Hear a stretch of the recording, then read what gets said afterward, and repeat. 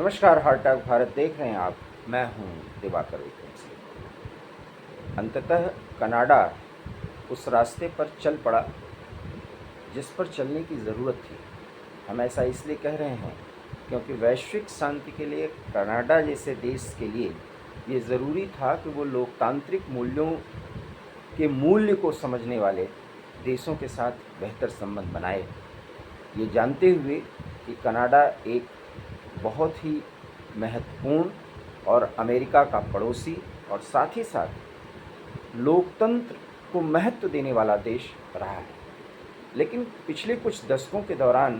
Canada में जिस तरीके से भारत विरोधी तत्व और ख़ास करके वो लोग जो बहके हुए हैं और पाकिस्तान जैसे देशों के सह पर कनाडा में खालिस्तान की मांग को मजबूत करने में लगे हुए हैं, उनको कनाडा की पूर्ववर्ती सरकारों के मुखियाओं ने भी बहुत ज़्यादा महत्व दिया और इसमें सबसे ज़्यादा जस्टिन ट्रूडो का योगदान है। जस्टिन ट्रूडो की तो एक ऐसी स्थिति भी आ गई थी जब वो खालिस्तानी आतंकियों, उग्रपंथियों और चरमपंथियों के दबाव में अपने देश की सत्ता को चलाने के लिए मजबूर थे और उसकी राष्ट्रीय और अंतर्राष्ट्रीय नीति में खालिस्तानियों का इतना ज़्यादा वर्चस्व और दखलंदाजी बढ़ गई थी कि ऐसा लगता ही नहीं था कि कनाडा के लोगों की अपनी कोई स्वतंत्रता या संप्रभुता रह गई है।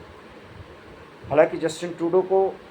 उनके किए की सज़ा मिली और उन्हें लोकतांत्रिक ढंग से हुए चुनाव में वहाँ की जनता ने हराया और इसके बाद मार्क कार्नी वहाँ के प्रधानमंत्री बने। हालांकि ये कहना गलत होगा कि मार्क कार्नी अगर कनाडा के प्रधानमंत्री बन गए हैं तो वहाँ पर भारत विरोधी तत्व प्रभावी नहीं है। सच तो ये है कि वो इतने ज़्यादा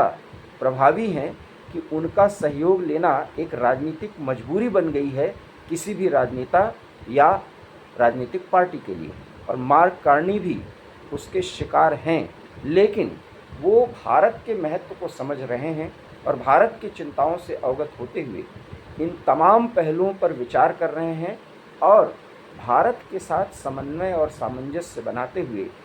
भारत विरोधी तत्वों पर लगाम कसने की पहल कर सकने की स्थिति बनाने के लिए अपने आप को तैयार कर रहे हैं। ऐसा लग रहा था कि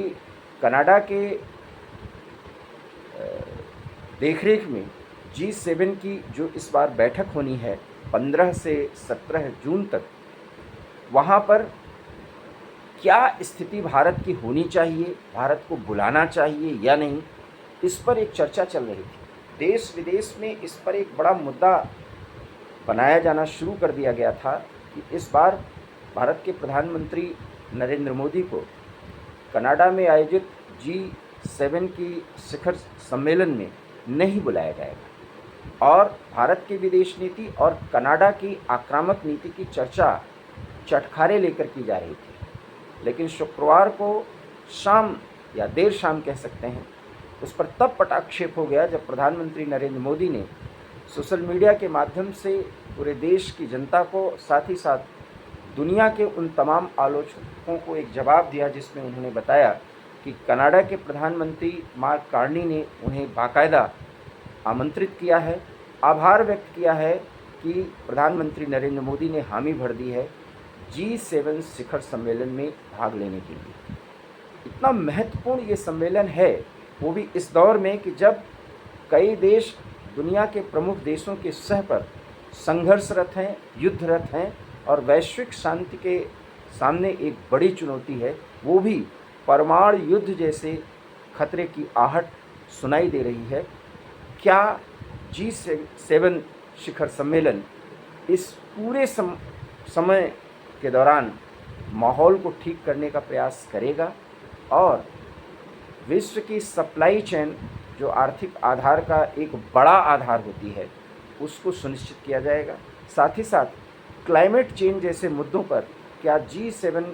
शिखर सम्मेलन में भारत की उपस्थिति और भारत के दृष्टिकोण को महत्व दिया जाएगा? ये एक बड़ा सवाल उठ रहा था। अब ये तय हो चुका है कि भारत के प्रधानमंत्री नरेंद्र मोदी इस शिखर सम्मेलन में भाग लेंगे हम आपको बता दें कि ये इतना महत्वपूर्ण इसलिए भी है कि भारत की उपस्थिति से भारत के प्रति जो दृष्टिकोण ऑपरेशन सिंदूर के बाद कुछ देशों में बना है, G7 शिखर सम्मेलन में भारत की उपस्थिति से उस पर एक प्रकाश डाला जाएगा और उन देशों को ये बताया जाएगा कि G7 शिखर सम्मेलन की बैठक में तमाम आर्थिक पहलुओं पर चर्चा जरूर हो, लेकिन आतंकवाद को समाप्त करने के लिए भारत के दृष्टिकोण को सहयोग और समर्थन दिया जाए। ये भी प्रकारांतर से एक मुद्दा बन सकता है। हालांकि ये महत्वपूर्ण मुद्दा नहीं होगा, लेकिन ये भारत की कूटनीतिक पहल की एक बड़ी परख होगी अगर भारत इस मुद्दे को विकास के साथ जोड़ दिया जाए, क्योंकि आतंकवाद अर्थात टेररिज्म और ट्रेड एक साथ नहीं चल सकते। भारत के इस दृष्टिकोण से दुनिया के तमाम देश सहमत हैं और जैसा कि हम ग्लोबल आउटरीच प्रोग्राम के तहत अपने सांसदों को दुनिया के कई देशों में, जिसमें अमेरिका भी शामिल था, हालांकि कनाडा में हमारा प्रतिनिधिमंडल नहीं गया था, हमने उनको बताया कि किस तरीके से पाकिस्तान जैसा देश टेररिज्म की एक धुरी बन चुका है और वो भारत का पड़ोसी है। इसलिए वो भारत के खिलाफ ही साजिशें नहीं कर रहा है, बल्कि साउथ एशिया की स्थिति बहुत ख़राब कर रहा है और इससे पूरी दुनिया की शांति को बहुत बड़ा खतरा है। अब जबकि अमेरिका के राष्ट्रपति भी वहाँ पर उपस्थित होंगे, कनाडा के प्रधानमंत्री होंगे, जापान भी होगा, इटली भी होगा, फ्रांस भी होगा, जर्मनी भी होगा और ग्रेट ब्रिटेन भी वहाँ पर उपस्थित होगा और इन्हीं राष्ट्रों के बीच प्रधानमंत्री नरेंद्र मोदी ग्लोबल साउथ अर्थात ऐसा नहीं कि जो गोलार्ध किसी, अगर आप गोलार्ध देखें या मैप को देखें तो दक्षिण के देशों को ही ग्लोबल साउथ कहा जाता है। ग्लोबल साउथ बेसिकली वो देश हैं जो विकासशील या विकास की राह पर इतने आगे बढ़े हुए हैं कि अगर उनको 1 दशक या 2 दशक तक सहयोग और समर्थन मिले और बराबरी के आधार पर काम हो, उनके साथ मिल कर के कुछ ऐसी पहल की जाए तो दुनिया की आर्थिक स्थिति बेहतर हो सकती है और समानता के आधार पर गरीब देशों का भी विकास किया जा सकता है। ऐसे में दुनिया के 7 बड़े औद्योगिक देशों के साथ अगर भारत अपनी बात को रखेगा तो ग्लोबल साउथ की आवाज़ भारत बनेगा, अर्थात विकासशील और विकास की राह में पीछे रह गए देशों के मुखिया के तौर पर भारत वहाँ अपनी बात रखेगा। इसलिए इस मंच से भारत की भी एक कूटनीतिक पहल की परख होगी और साथ ही साथ ये देश जो कि अभी तक भारत की बात को ग्रुप 7 के मंच से सुनते आए हैं और उस पर पहल करने के लिए आगे आए हैं, अब इस बार की बैठक जबकि दुनिया में कई देश युद्धरत स्थिति में हैं, भारत की बात को और महत्वपूर्ण तरीके से सुना जा सकता है, ऐसी संभावना है। साथ ही साथ अमेरिका को भी अगर डोनाल्ड ट्रंप और प्रधानमंत्री नरेंद्र मोदी, जो कि अभी तक दोस्त रहे हैं और आज भी मित्र हैं, लेकिन कुछ ऐसी पहल डोनाल्ड ट्रंप की जो कि उनके व्यक्तित्व के हल्केपन को साबित करती है, अगर उस पर भारत ने उनको आईना दिखाने की कोशिश की और वो भी डिप्लोमैटिक तरीके से, तो ये भी भारत और अमेरिका के संबंधों पर बहुत ही अच्छा और सकारात्मक असर डालेगा, क्योंकि ये बात किसी से छुपी नहीं हुई है कि अमेरिका और भारत दोनों एक दूसरे के साथ बहुत प्रमुखता से व्यापार करते हैं और साथ ही साथ दोनों रणनीतिक सहयोगी हैं। ऐसे में वैश्विक शांति के लिए अमेरिका जैसे देशों के सामने कुछ ऐसी बातें रखी जाएं जिससे दोनों देशों के बीच जो गलतफहमी पैदा हुई है वो दूर हो जाए। निश्चित रूप से अगर आप देखें तो इस बैठक में डोनाल्ड ट्रंप के सामने प्रधानमंत्री नरेंद्र मोदी ये मुद्दा उठा सकते हैं और वो एक डिप्लोमेटिक चेन के तहत बातचीत होगी कि आखिर में वो एक मीडिएटर साबित करके भारत के साथ किस तरह से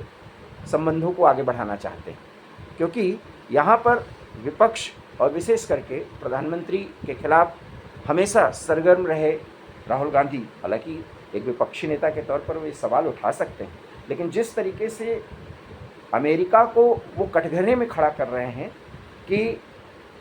ट्रंप के सामने मोदी ने सरेंडर कर दिया, आखिर में ट्रंप को मोदी ये बात क्यों नहीं बताना चाहेंगे कि आपकी कुछ ऐसी पहल दोनों देशों के संबंधों को और व्यक्तिगत संबंधों को भी खराब कर रही है।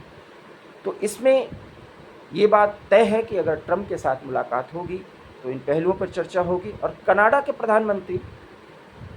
मार्क कार्नी के साथ बातचीत में इस बात पर चर्चा होगी कि दोनों देश